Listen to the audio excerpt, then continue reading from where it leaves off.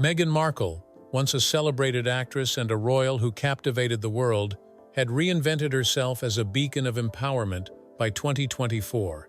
Her lifestyle brand, American Riviera Orchard, sold artisanal jams and inspirational journals to a devoted online following. With 10 million Instagram followers, her posts carefully curated images of yoga retreats and handwritten affirmations promised authenticity in a world craving it. But Meghan wasn't satisfied with social media clout. She wanted to be a cultural force, a voice for change that would echo beyond Montecito. Netflix, struggling to recover from a string of subscriber losses and critical flops, saw Meghan as their golden ticket. In early 2024, CEO Ted Sarandos signed her for a docuseries with Love, Meghan, with a $20 million budget for Season 1. The pitch was ambitious. An intimate look at Meghan's journey from royal life to modern motherhood, blended with a message of female empowerment, diversity, and resilience. Executives like Sarandos and Greg Peters banked on Meghan's star power and controversial edge to draw global viewers. The series was marketed as a cultural reset, a chance to showcase Meghan's authentic self while tackling big issues. The hype was relentless. Netflix billed with Love, Meghan as a groundbreaking exploration of womanhood, with trailers featuring Meghan's voiceover, "This is my truth, my light, my love." But when Season 1 premiered in November 2024, the response was catastrophic. Critics called it a self-indulgent vanity project, with one review dubbing it 90 minutes of Meghan preaching to an empty choir. Audiences cringed through episodes heavy on monologues about self-discovery, set against footage of her sipping tea in her California mansion. On X, users turned her earnest quotes, "To be free is to choose yourself," into memes, while TikTok creators parodied her breathy delivery, mimicking her with exaggerated sincerity. The numbers were brutal. With Love, Meghan debuted to a 2.9 on IMDb, with viewership plummeting 70% by episode 3. Netflix's stock dipped, and Sarandos faced mounting pressure from investors. Behind closed doors, executives scrambled to contain the fallout, but Meghan remained unshaken.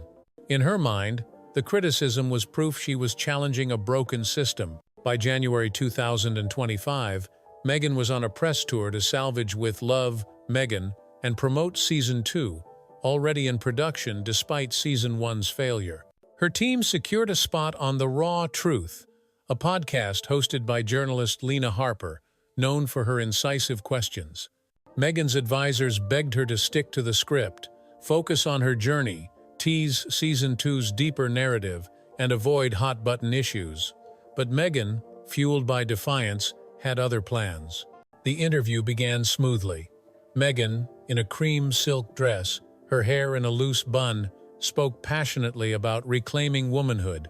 She tossed out buzzwords: authenticity, courage, joy with practiced ease. Then Lena asked the question that sparked the fire. "Meghan, some say, with Love, Meghan feels more like a brand than a story. They call it performative. How do you respond?" Meghan's smile tightened, her eyes blazing.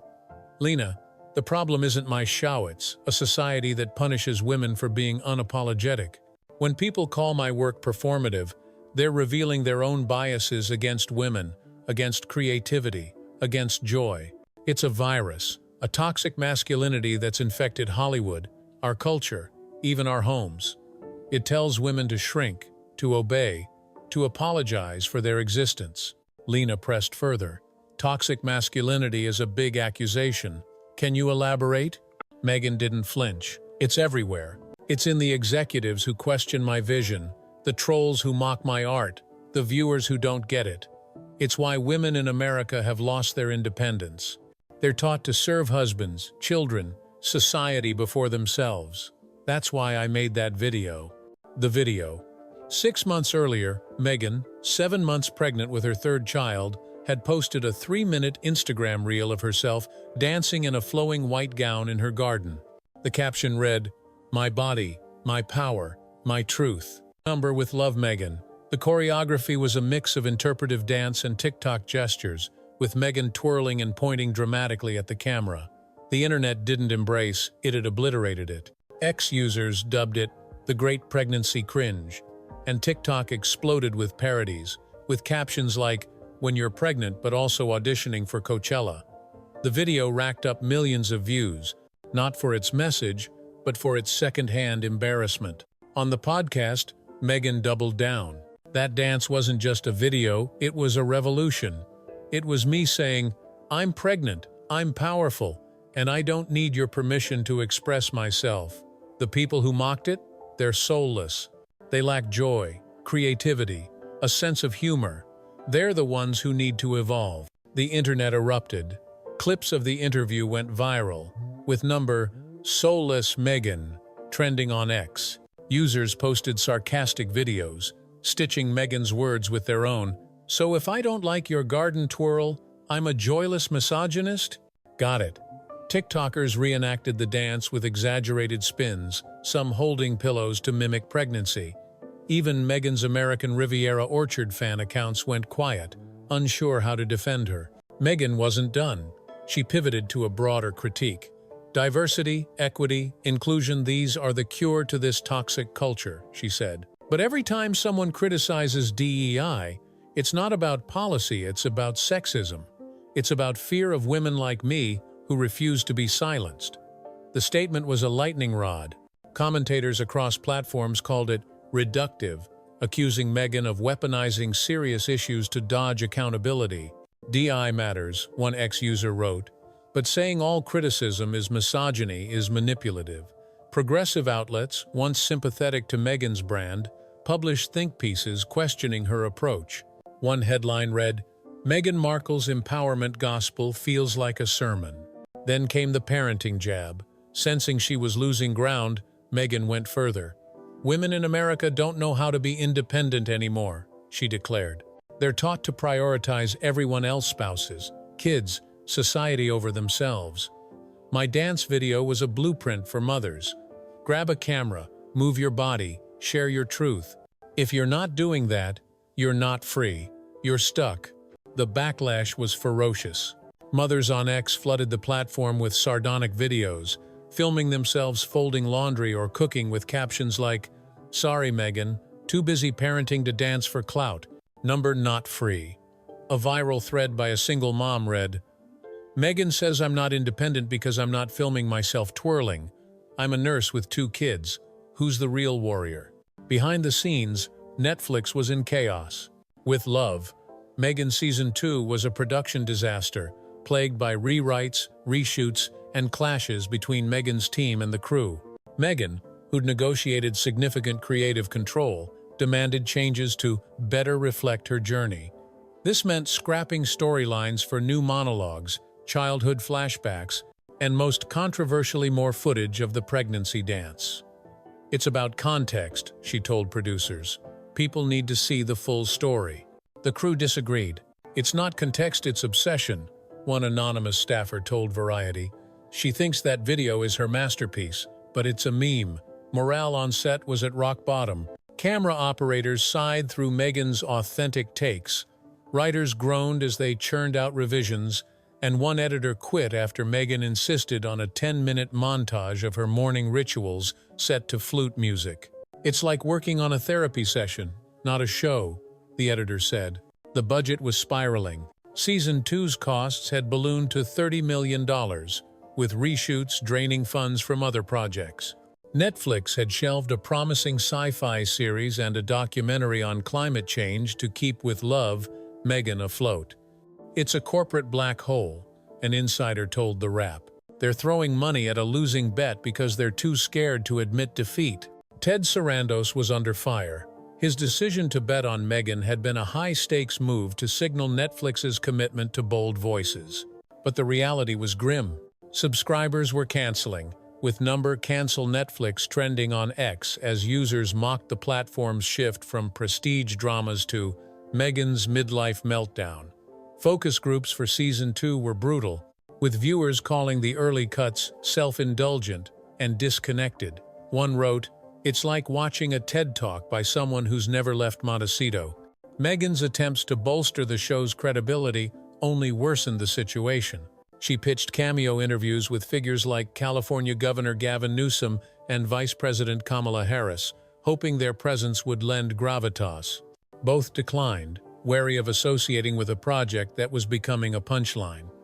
"No one wants to touch this," a source close to Newsom's team told Deadline. "Meghan's brand is toxic right now." Meghan's downfall was compelling because of her unshakable belief in her own narrative. Every interview, every Instagram live, every podcast appearance reinforced her conviction that she was a revolutionary. "Change always meets resistance," she told a wellness blog in February 2025. "The backlash proves I'm ahead of my time. I'm triggering the right people who fear a woman who speaks her truth." It was a powerful mantra, but it ignored a harsh reality. The people she was triggering were her audience. Women who'd once bought her jams and followed her meditation guides were unfollowing in droves. A viral X thread by a former fan summed it up: "I loved Meghan because she seemed real. Now she's telling me I'm not free because I'm not dancing for likes. She's lost the plot." Meghan's view of respect was equally skewed. In a Vogue interview, she argued that respect should be freely given to anyone who spreads joy. "I create, I inspire, I share my light," she said. "That deserves respect, not criticism. If you can't see that, you're part of the problem." The quote became a meme factory, with ex-users posting variations like, "I made coffee today. Where's my respect, Meghan?" Her most audacious claim came during an Instagram Live, where she addressed the dance video backlash directly. "If men truly understood what it means to be with a woman, they wouldn't mock me," she said. "They'd celebrate me.